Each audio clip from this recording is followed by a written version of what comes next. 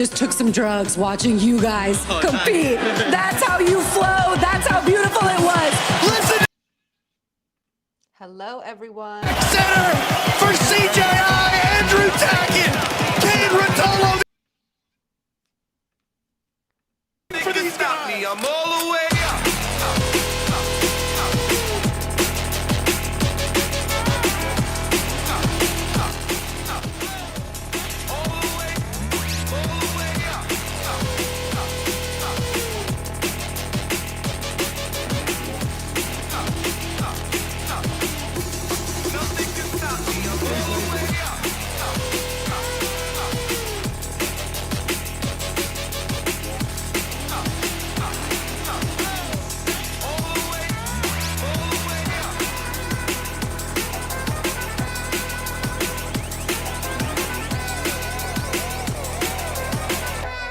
Nothing can stop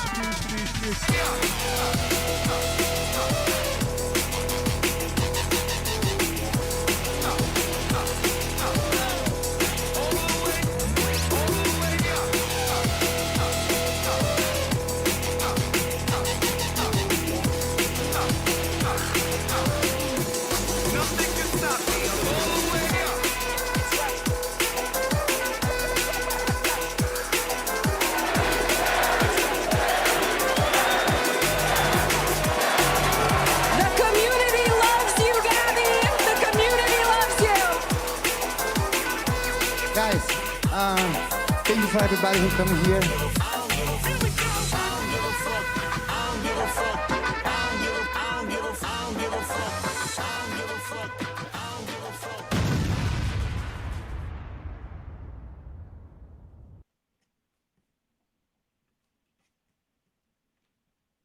Greetings, Jiu-Jitsu nerds. Joining me later on in the podcast chat is Matt Scaff, and we will be breaking down all the latest and greatest news. You guys were told that you could ask Craig Jones anything, and you guys really took that to the extreme. Some of the questions that were asked are not appropriate, or else we will be demonetized. So we will get into everything, potential CJI 2 dates, when tickets will be released. Also, the teams that are looking like the most locked in. There has been a lot of conversation going on behind the scene with Seth Belial, who's handling a lot of that. Craig handles a lot of the marketing. And like you guys might have seen in the CJI stories, there has been some talking between John Danaher and Craig Jones. Was it whispering seductively in the ear? No. Did Craig tell me to say that? Yes. But they have been talking quite a bit. So hopefully you guys are here because you're excited for CJI 2 news. I know that Matt Scaff will be joining us very soon. Let me send him this link right here. But before we get into all that, let us play some of the instant reactions from the news of CJI 2 becoming a team event. A lot of the questions that happened for Craig was, okay, CJI 1 was such a success. Why are we switching to teams? A lot of events right now are doing teams. And so it seemed like almost an overload of team activity. And so Craig's reaction to that, I asked him to send a video, but because he's dealing with a heartbreak right now, he did not want to partake in sending videos. We'll keep you updated with his love scenes. This from Venezuela that also broke my heart. She took it off her chain and gave it to me.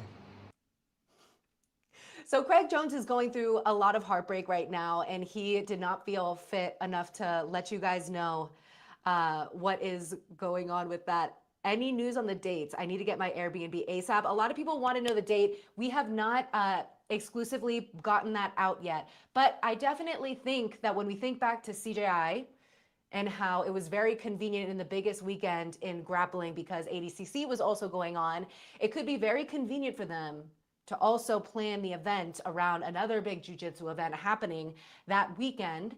But nothing is official, so I can't say what the exact date is. But as soon as it is announced, you guys will also be able to know and check in at CJI2.com. And without further ado, let's get Matt Scaff in the building. How you doing, Matt? I'm doing good. What's up, Alex? How are you doing? It's been a long time, been a few months. What's up?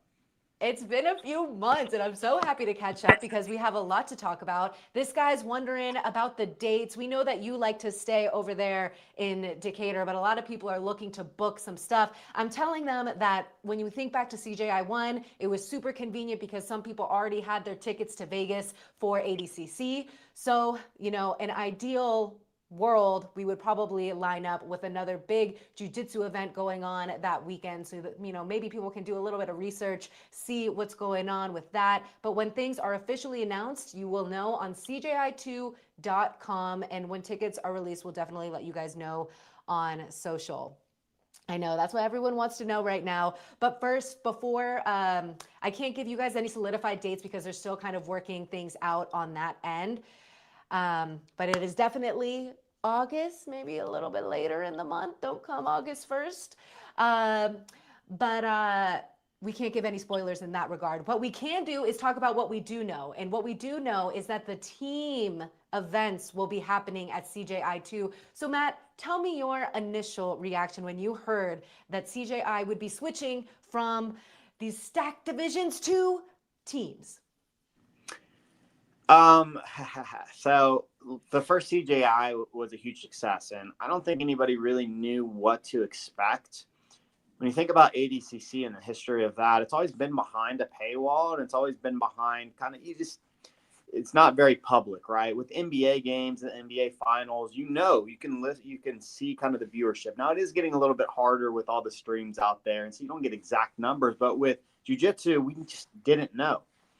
And if you would have told me prior to CJI that there were going to be over 100,000 concurrent viewers the entire time, I would have said no way. I was predicting maybe 10 to 20,000. And so it completely blew away. I mean, I remember there were multiple times it was staying at 150,000. Now, CJI 2, obviously, some of the hype is wore down, I mean, will we get to see the Craig Jones tour where he's going to go on Rogan and he's going to continue to build hype? I mean, he's one man, right?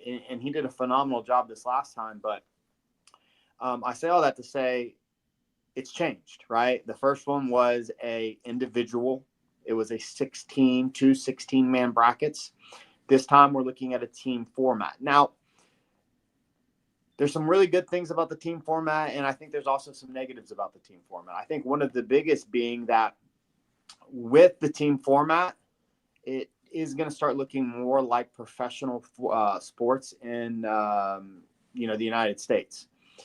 Obviously, when we look at the world, soccer being the biggest sport, that is a team sport.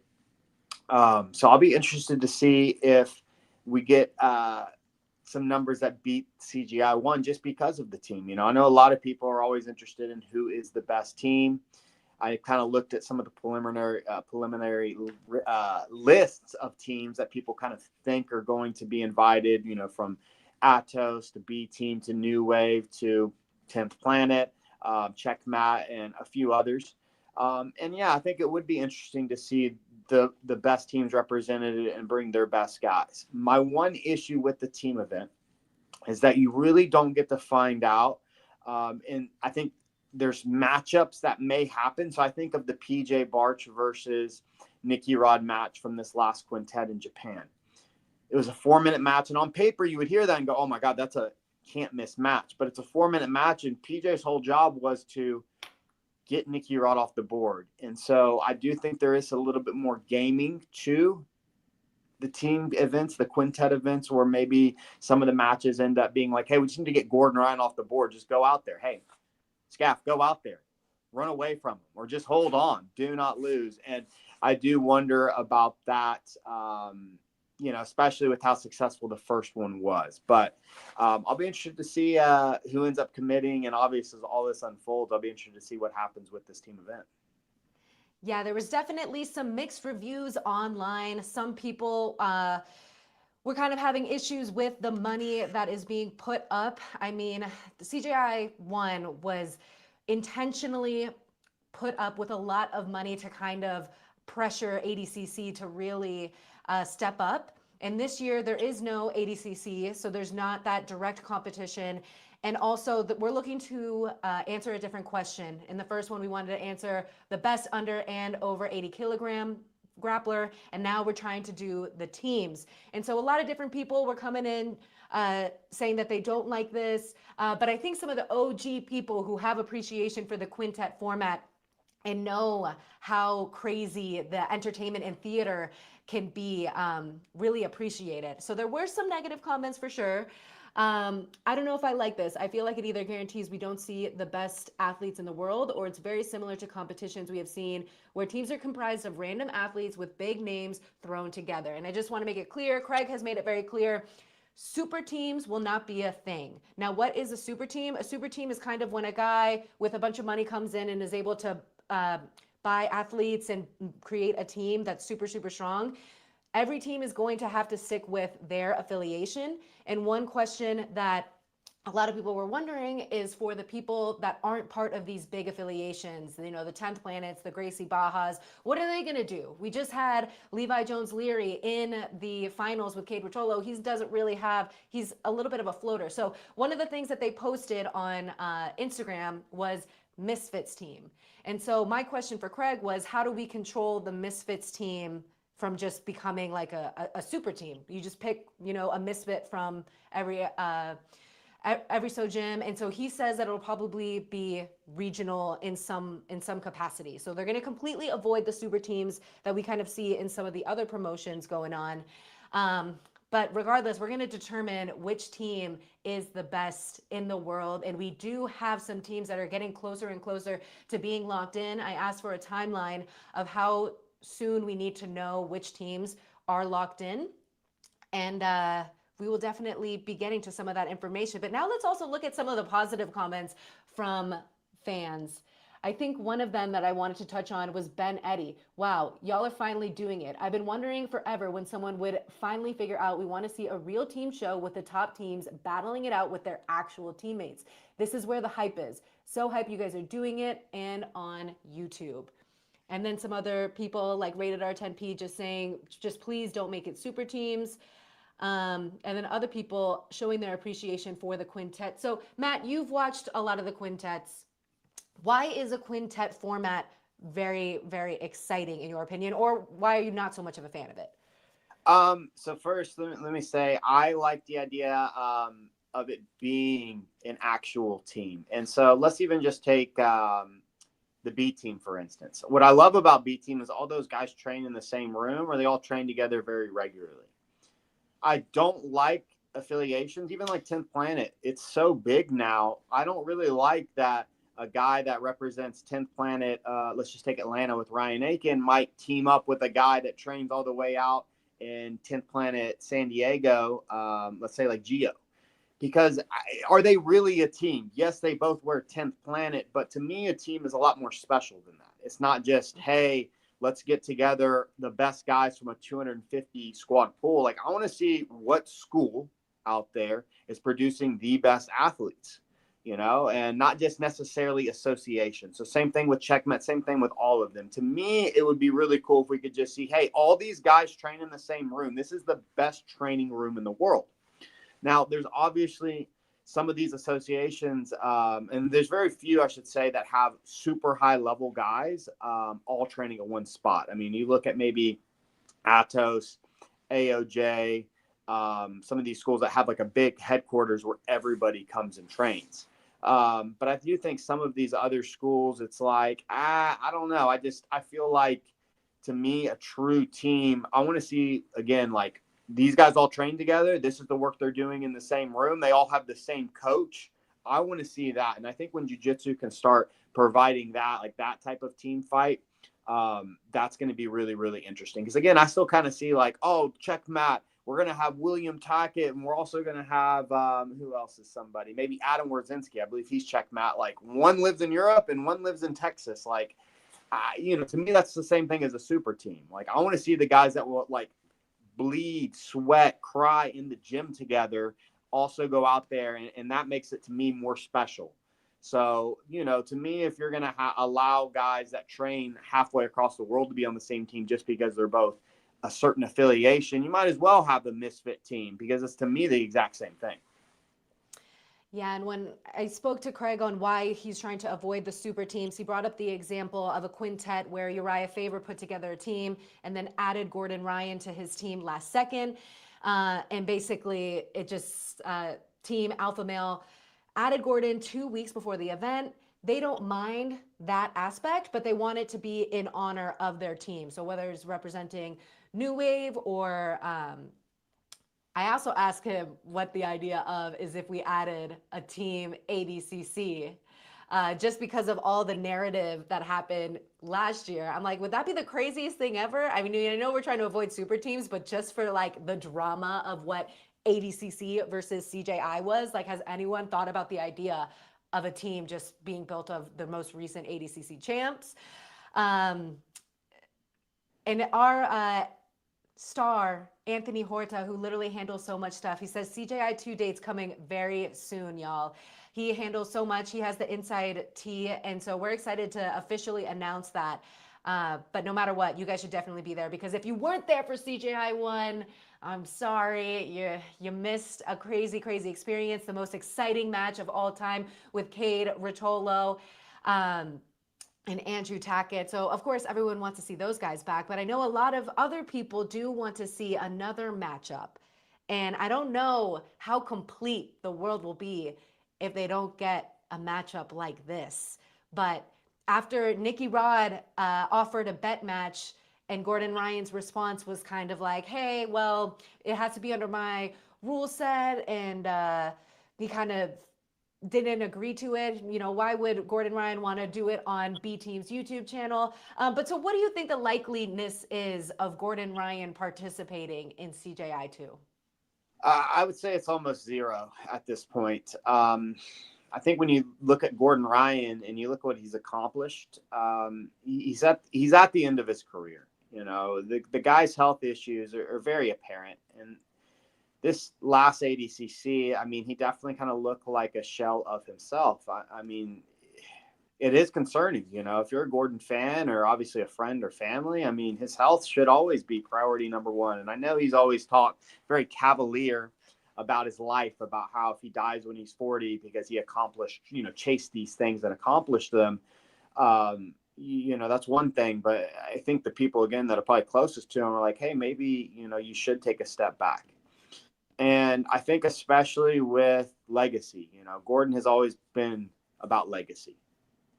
In the beginning of your career, before you have a name, it's a lot easier to call people out and to, make these statements. But now that he's, the most successful no-gi athlete of all time and arguably the biggest star in this sport, a loss to Nicky Rod for $1 million on B Team's channel would do more damage to his legacy than anything, And I think it's a lot like the Khabib thing where, you leave on your terms. And Gordon has always talked about his terms, whether, especially the bigger and better he's got.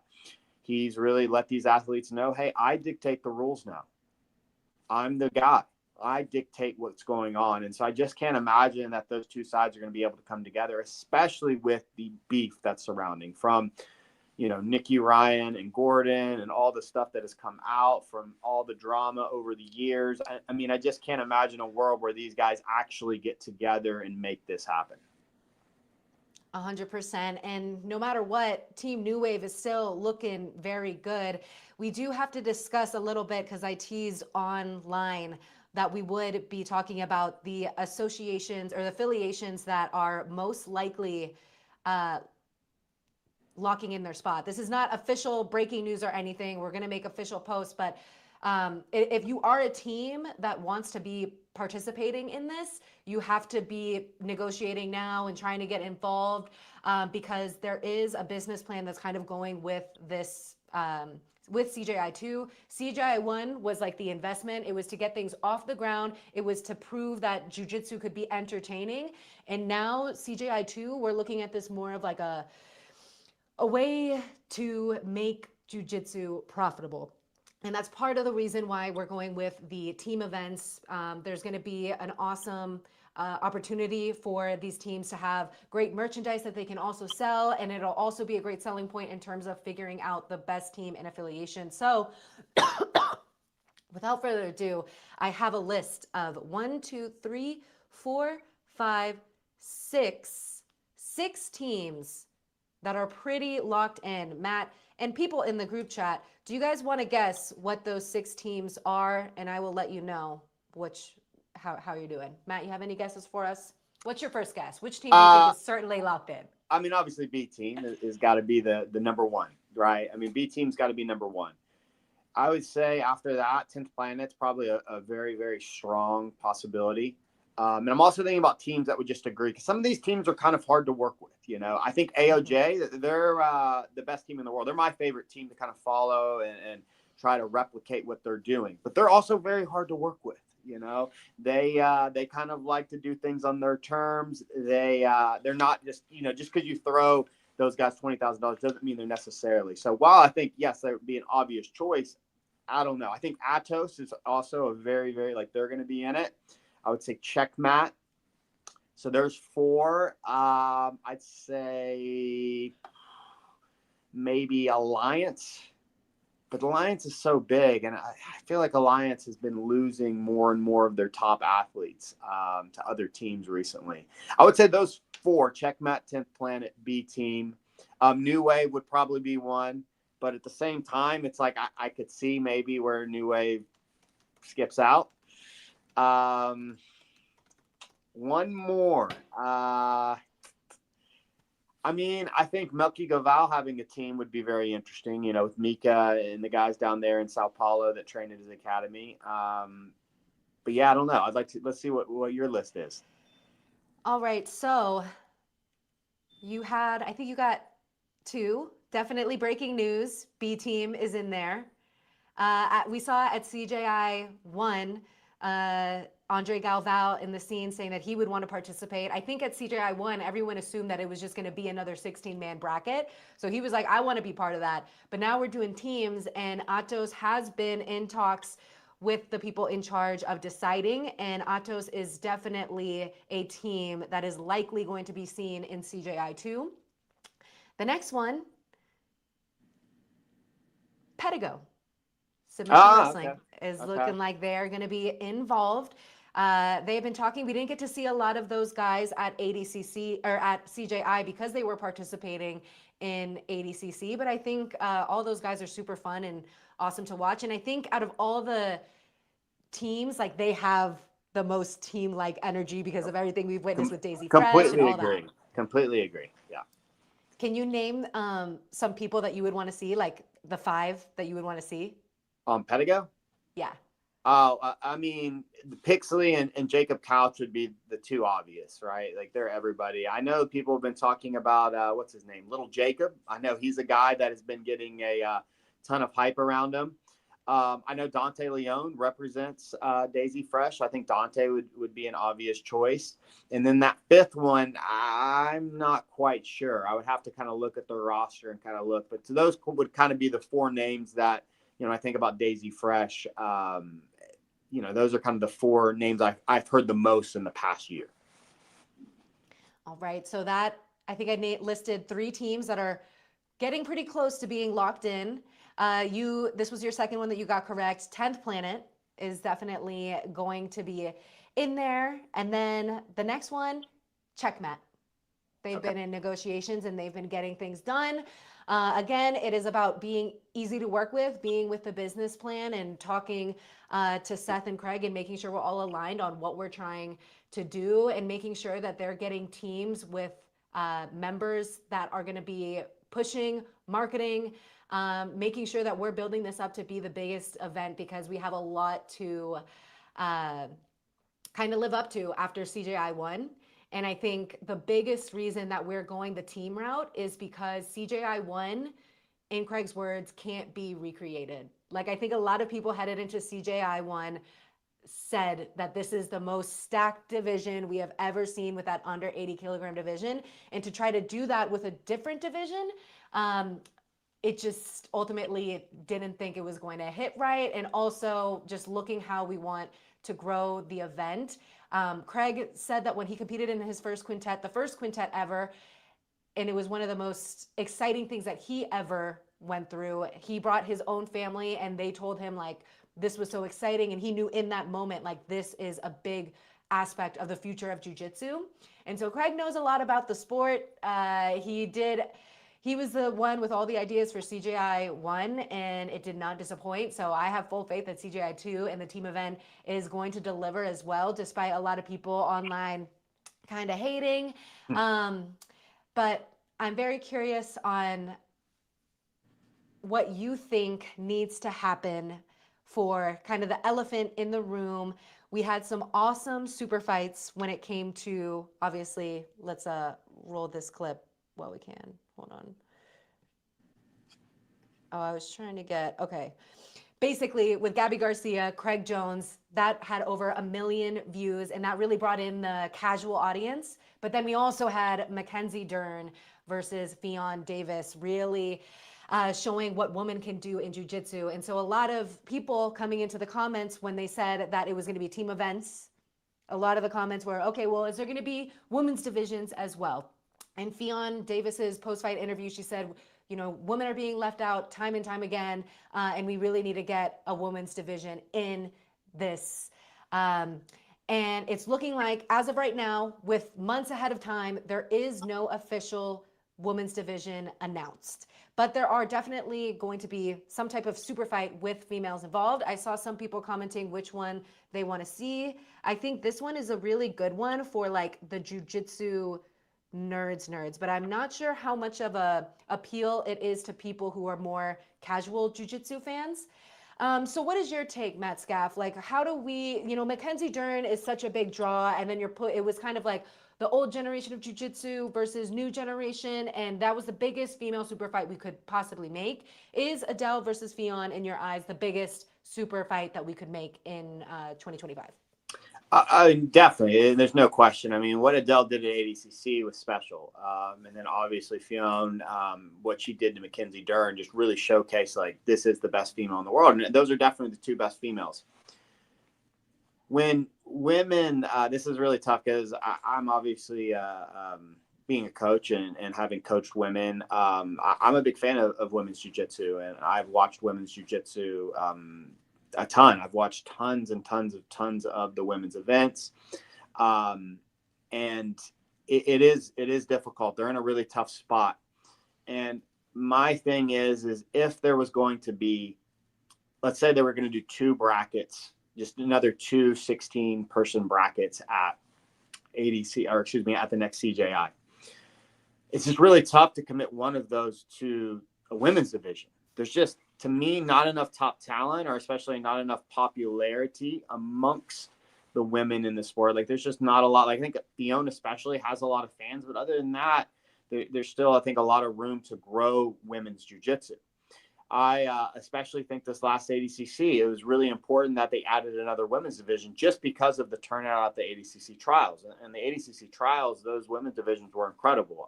Some of my favorite matches were from those women's ADCC trials divisions. But with ADCC, you're looking at 5 men's brackets and then an absolute men's bracket. So there's 6. And then they did 3 women's and then, 3 women's brackets plus an absolute, which you're looking at 10 divisions. That's to me where, again, if CJI was going to do a big, hey, we're going to do a weekend long event again, and we're going to have 8 divisions. Well, I definitely think 2 of those should be women, but that's just not the way it's stacking out right now. What I would like to see is that female super fight, but at the same time, without a big name. I mean, Adele right now, I don't know how much popularity she has in the community. I think if you asked most people that even watch the sport, they know who Fionn is. She's a star, but there just isn't somebody else right now, I think, that has the same name. And it's really tough to ask Fionn to carry it again, especially, let's say she can't do the event or she gets injured. Well, now, you're losing the one women's star. It's just going to be really tough. And to me, I don't think there should be another freak match. I don't really want to see a guy go against a girl again. It was really cool, the Craig and Gabby match, but I just think that's kind of played out. And I think for number 2, I mean, the match to make would be that match that you listed, but at the same time, I don't know how many options there are right now for CJI 2, and especially outside of those 2 or 3 matches, I think people could name. I don't know how many more, are viable for this event. Yeah, I definitely think the understanding from a lot of the women in the jiu-jitsu scene was that there was going to be women's divisions at CJI too. So I completely understand why people would be upset that there isn't one.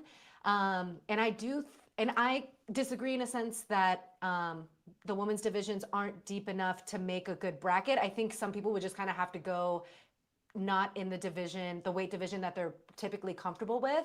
I was in the process of making a graphic, like a 16 woman graphic of all the options that we could do. And I was like, oh, this would be entertaining as hell. I mean, I'm obviously biased because I enjoy watching women's jiu-jitsu more than guys, but it's because I'm a female grappler. But I think there's also a lot of men out there that prefer watching female jiu-jitsu grapple a lot, especially if they're more on the casual side.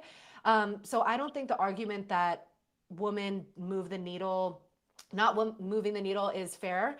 And so I definitely think that there has to be a division added for the women at CJI 2. Now we have to talk about the logistics, though, of what happened at CJI 1. We had a 10-hour broadcast for the first day, and that was just, a 16-man bracket for the 2 divisions. So we do have to think logistically, and, I think potentially a happy medium could be something along the lines of maybe a 4-woman bracket, or we just do a lot of super fights that bring big names. I think Adele is so entertaining to watch. I think we saw them kind of recently, Adele versus Fionn, and so I don't know if that is the matchup to make. I love how Adele went on the El Segundo podcast and she talked to Craig and she was like, I would love to challenge Gabby Garcia. And I think Gabby Garcia is a really important person to involve in CJI 2, just because she's a big reason why CJI 1 was so successful. And I think that kind of David and Goliath story could attract some of the casual audience as well. I also think Anthony Horta mentioning Helena, getting her involved in any type of way would be very, very exciting. I always think people are interested in seeing that Helena versus Fionn fight. But in terms of a potential 4-woman bracket and potentially getting some type of angel investor, I know Gaidama was the one who funded the absolute division for ADCC. So maybe we can start working together with some of these other promotions to put the money that we need. Because like I said, Craig, this is Craig's money this time. Last year, it was $3 million of an investor, and that was a gift to do it, to grow the sport. This year, it's a loan, and Craig will be paying that money back. And so maybe it's a matter of, Craig giving a little bit more of a loan to open up the doors for a four-woman bracket. But if that were a case, what do you think could be an interesting and needle-moving 4-woman bracket, Matt, if you could fill that? And in fairness, a lot of the guys don't move the needle either. What made it successful is you had Craig Jones, who, again, he was the jiu-jitsu figure of 2024. I mean, he was by far the most important person in jiu-jitsu in 2024. And he found ways to make CJI a success. I mean, I can't say enough good things about Craig and what he did in 2024. And so, I think a lot of times, it's funny. It's like you get into the promoter game. How did Craig get in? They said, hey, well, you do it. And he did it. But now there's always going to be people going at the promoters. Always. That's just the nature of the beast. And so now Craig's the promoter, and I can only imagine the amount of people already hitting up whether they're wanting to be in it or not happy there's enough divisions, or, again, there's no women or whatever. And it's almost like you want to say the same thing. Hey, go start your own thing. If Craig's really putting his own money up, I mean, what more can you ask from the guy? To me, I don't like I want to see women be treated the same as men, in the sense that they are very, very talented. Some of those women are absolutely incredible grapplers. I kind of don't want to see another man versus woman thing.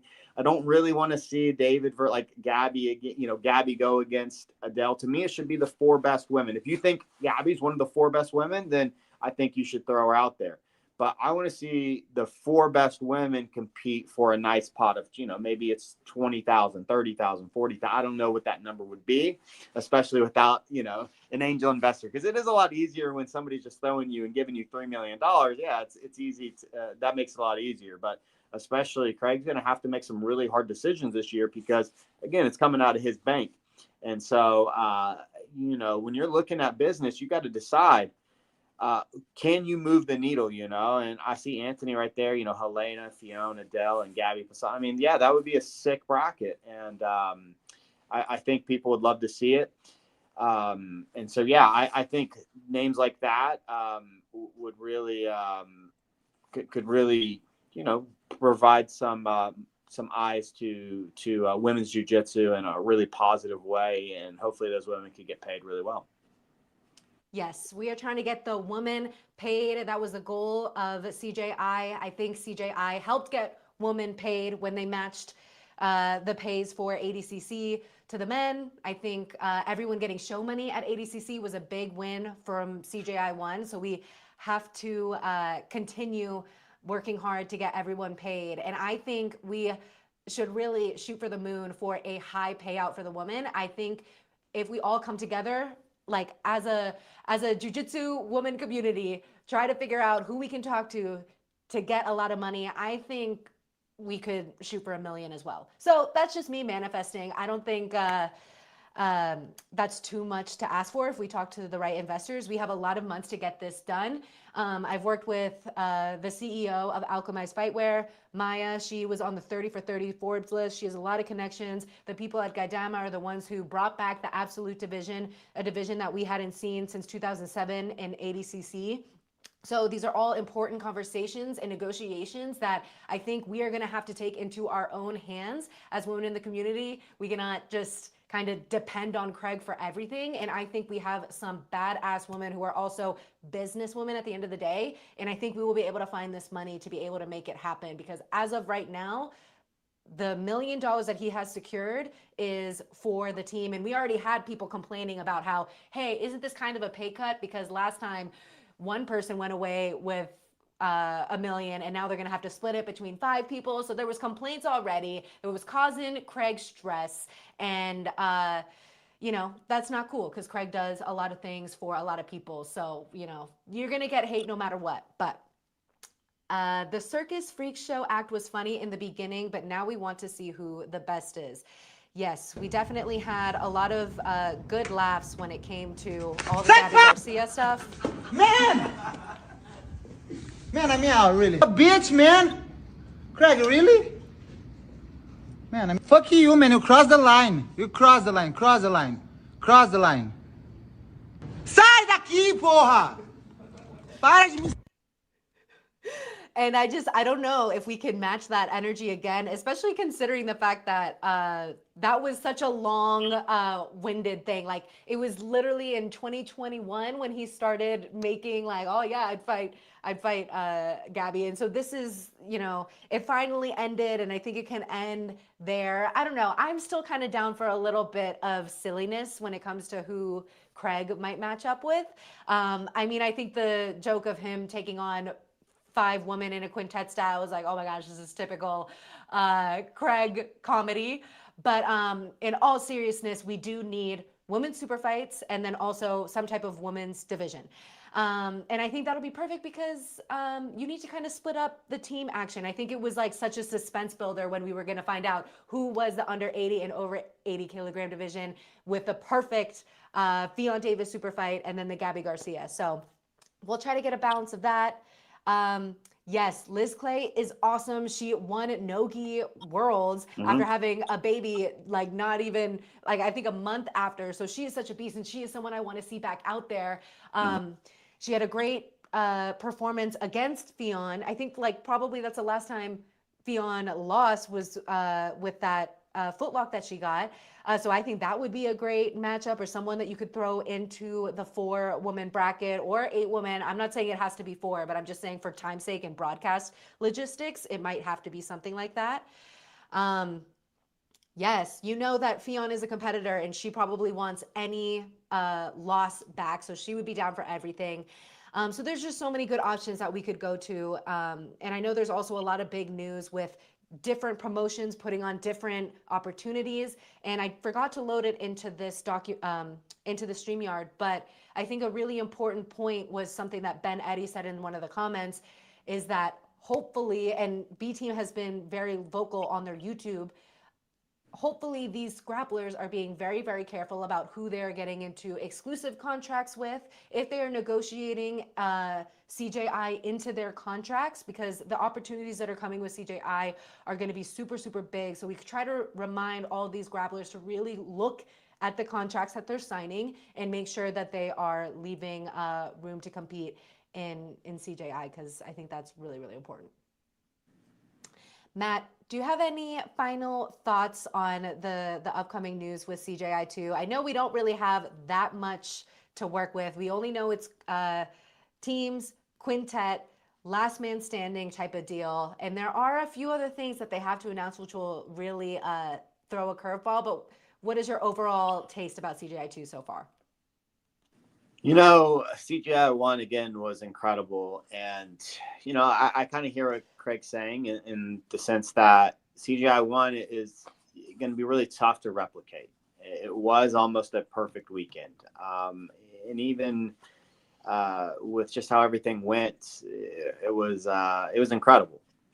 Now, with CJI 2 coming up, I think to me, one of the biggest storylines is with New Wave, because you could really sell a New Wave versus B Team match.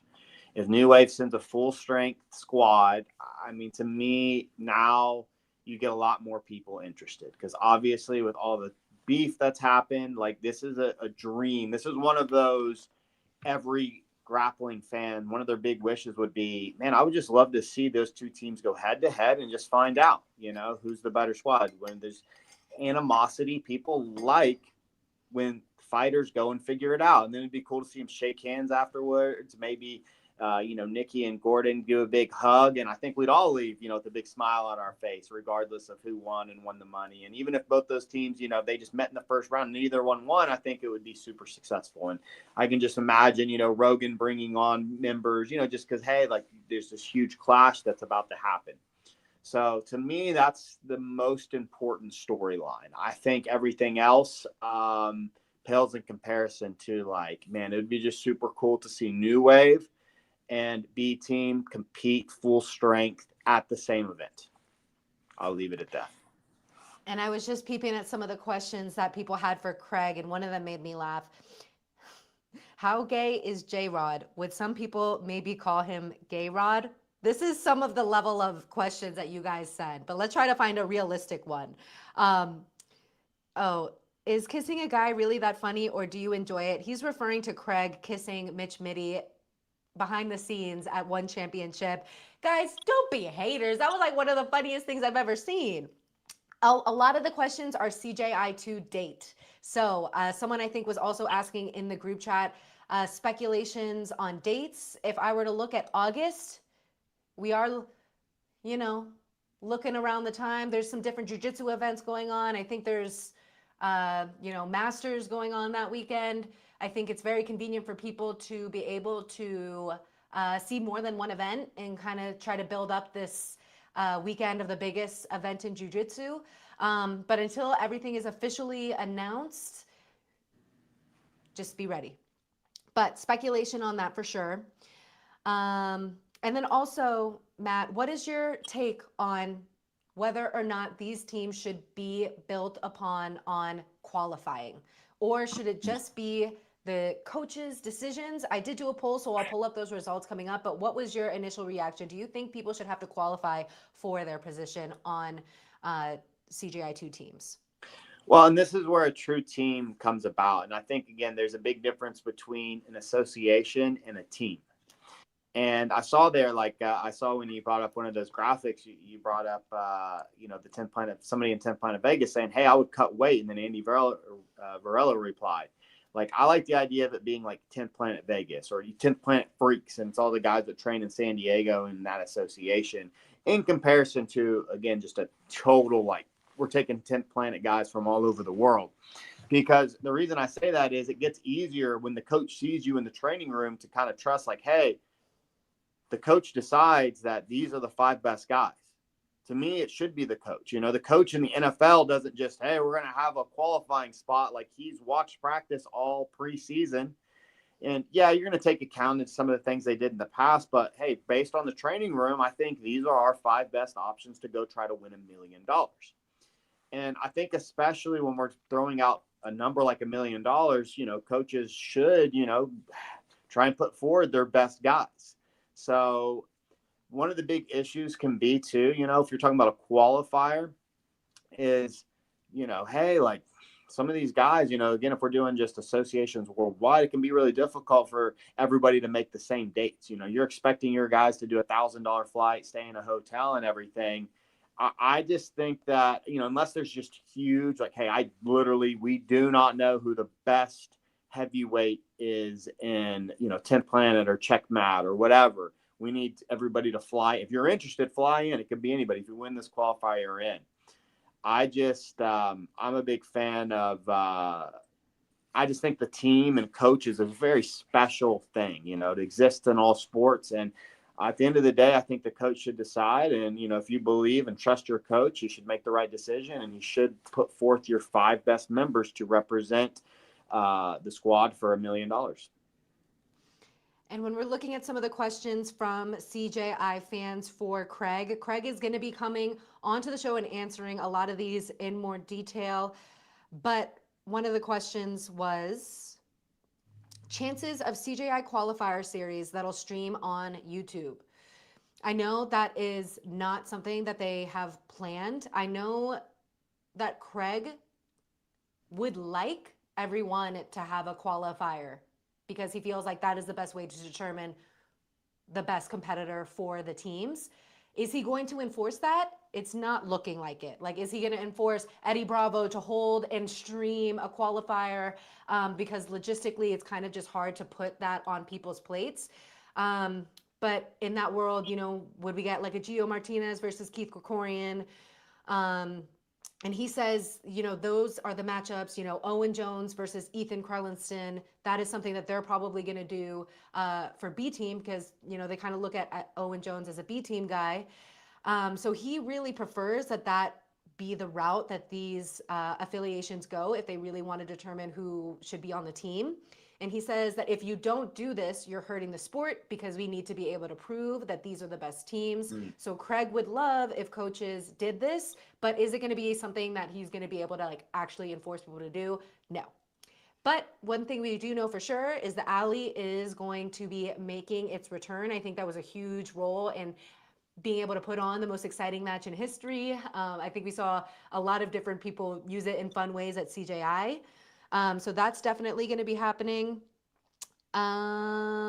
Dates, we already talked about. Kids division, he answered that in my live chat yesterday. Craig and CJI will never be having kids, is how he put it. So no kids divisions. When will the podcast return? He has been traveling the world enjoying. He says he doesn't have the bandwidth to do podcasts right now. Tommy Lancacker, cigarettes for performance. We've all seen the footage of Tommy and Craig in Bangkok really going to town there. And then I think there was one more that I wanted to read. Oh, top 3 super fights you'd like for CJI2. That is going to be a really important question that we asked Craig. I thought there was one more that I wanted to see.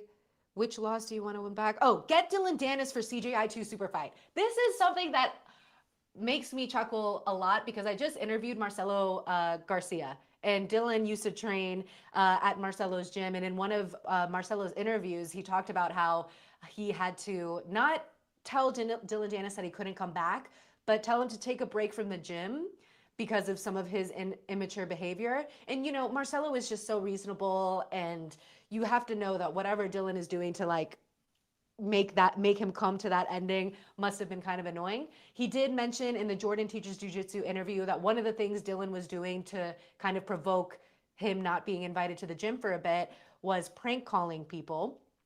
And it's just funny to me because when I was at Polaris, someone had asked me to ask, they asked me to ask MVP if he would be interested in Dylan Dennis. And I was like, I didn't mean to forget. I think my subconscious did this, but I didn't ask that in my post-fight interview. And I felt so bad. I went up to my producer friend and I was like, oh my gosh, I'm so sorry. I forgot to ask that question. So we did it in a social clip. And, you know, MVP was basically like, I'm a man of action. He's not a man of action. So it's just so funny that things always get drawn back to Dylan Dennis. And I think that would be very interesting if he were to be on one. But I do know that he was like offered an involved one in CJI. And then he was the one that didn't come up. So all the Dylan obsessed fans that want to see him involved, just know that the invite was once there and he did not take it. And I don't know if we will really ever be seeing him back in action. But to me, the only match that would be Craig's match. Dylan versus Craig would be a really cool super fight. I know. Look, Dylan Dennis has to be one of the hardest athletes to work with. He's a guy that constantly runs his mouth. He constantly agrees to do things and then backs out last minute. You know, it's I can't imagine trying to work with him on a professional level, especially to get him to commit to end up coming. So, I mean, good luck, but I do think that would be a very interesting, you know, main event super fight is Dylan Dennis versus Craig Jones. I actually didn't think about that at all. I like that idea. I know Craig Jones did hint in one of his teasers that his super fight is against a man with very feminine qualities. Do you have any guesses on who that would be? I mean, it could be Dylan Dennis. I don't know. You know, I don't know much about Dylan. You know, I know he's got a huge Instagram following, and he's had instances where he dyes his hair blonde and bleaches it. But other than that, I mean, you know, I mean, feminine qualities. I couldn't even begin to guess. Well, we cannot wait to find out what Craig has in store. I know they are looking to lock in the teams at a certain date, which we won't reveal. Someone was just asking for hints on when it will be. I kind of gave all the hints that Craig told me that I could give. They're in the video in the beginning and I think one time in the middle. So be sure to look through the live chat. Just looking at the popular vote, 1,872 votes, 49% of CJI fans that voted said that affiliations should hold qualifiers. I mean, I don't think anyone will complain about seeing more jiu-jitsu action. I do think the logistics end up being a problem for travel and all that. But at the end of the day, if you are going to be competing for your share of $1 million, I think people might be willing to make a trip to try to qualify for that team. Then we had 1,385 votes, 36% of fans that voted in the CJI stories on Instagram voted for coaches' decisions. So 49% for qualifiers, 36% for coaches' decisions. Accolades was another option, put only 402 votes at 10%, and then other was an option with 171 votes. Curious, what do you think other would be? What do you think people are thinking like? You know, I don't know. I mean, there's so many different rule sets, right? I mean, they could just, who knows? It could be they're going to go play a game of darts. But I do want to say, I think it's funny. Like, I think with the coaches, and the thing about professional sports is coaches get fired. And I think there are cases. So you brought up Owen Jones and Ethan Curlinson. Like, it would make sense they would do a qualifier. They both did ADCC, and they both lost to the same guy, Pato. They both got leg locked by Pato. So I could see maybe, you know, like, hey, we can't decide. But at the end of the day, I'm like, you know, maybe if your coach goes out there and doesn't pick the right 5 guys, maybe you shouldn't be your coach anymore, you know? And so I do think there needs to be some of that accountability, you know? And I think jiu-jitsu and martial arts as a whole has this bad rep of like, you just got to trust the black belt or you got to touch the head sensei. Where at the end of the day, when money's brought in, you decide, hey, just because so-and-so's been one of our, like he was good 10 years ago doesn't mean he needs to represent the team now. Or just because this guy was the coach now, like how involved is your coach in practices? Like, again, I do think there needs to be, if the sport continues to grow and we're taking this team route, it's like, well, I think we're going to start to see coaches excel. And, you obviously see that now with some of the teams that succeed more than others. But I do think that would be an interesting thing, is yes, I do agree. Some spots need qualifiers, but at the end of the day, if you're if you're truly the coach of your team and you can't pick the 5 best guys, are you really the coach? And in closing, I know we're coming close on an hour here. One of the comments was, figure out a way to get the wrestlers involved. They were super entertaining. We know that Pat Downey had a very entertaining match against Luke Rockhold. I was curious about this, and in the conversations that I've had, Craig is really, really prioritizing submissions and being able to submit your opponent. And sometimes that element is lacking with the wrestlers. So there's probably going to have to be some extra persuasion if there's going to be a no offense to wrestlers team out there. I have never seen a wrestler get good at submissions. Now, maybe they get one, and no offense to Michael Pixley. Michael Pixley has 1 or 2 subs. He's a phenomenal grappler. But it's just he's going to Darce choke you, which, again, he's phenomenal at it. But I understand what he's saying. Like, wrestlers don't bring the firepower that a pure jiu-jitsu guy brings. And for whatever reason, you'll see these super high-level wrestlers, they'll get into the sport, but they always stay very, very limited in their submissions. And I do think that is, like, the first wrestler that maybe can get really, really good top to bottom, they can attack the head as well as the feet at a black belt level. Obviously that's going to be a apex predator in the submission grappling food chain. And also, just to kind of close out on the information that I promised you guys, we hinted at a potential date. We talked about the teams that are most likely going to be added to CJI 2. Right now, it's looking like 5 real teams and 3 misfits. Misfits is not a super team. It's not a manager with a bunch of money coming in and picking who he wants. A misfit is like a Levi Jones-Leary who is part of a team that doesn't really have the roster to make up a 5-man roster of elite grapplers. And there is most likely, still up for debate, but 3 misfits teams. So 5 real teams, 3 misfits. The 5 teams that have been mentioned that are looking good right now, obviously B team, like we mentioned, Atos, Pedigo. We know that John Danaher and Craig have been talking. Was it actually him whispering seductively in a foreign country? No, Craig wanted me to say that though. And then checkmate. It's looking like so far. But again, it all comes down to these teams being easy to work with, being on the same mission of the business plan, and bringing the entertainment. So I think William Tackett had a really good video where he said, it is your responsibility as an athlete to be exciting. I think the quintet brings in a different element of like, okay, we need to maybe stop this guy. And if you get a draw in quintet, then you guys are both eliminated. So there's definitely going to be different strategy that is going to go around. But at this end of the day, they only want to invite the athletes that are going to bring the action. So really think about that. If you're an athlete that wants to compete, that is something that they're really going to be looking at. And also how much you're going to be willing to market the event. The media, like acting like a professional athlete basically is what they're going to be looking for. And basically Craig's like final thing was he wanted to prove the point for the first event, to prove what peak grappling is. We demonstrated that in CJI 1. Now people are using our rule set and they're using the alley. I think word down the street was that UFC Fight Pass is probably going to also be going into a pit-like scene, but they might be making it octagonal. So there have been some serious changes to the entire world because of CJI. I know Polaris changed their super fight rules to CJI rules. So the impact that CJI has been incredible. And now CJI 2, we are looking to turn a profit, and we cannot wait to involve everyone who wants to be on that mission.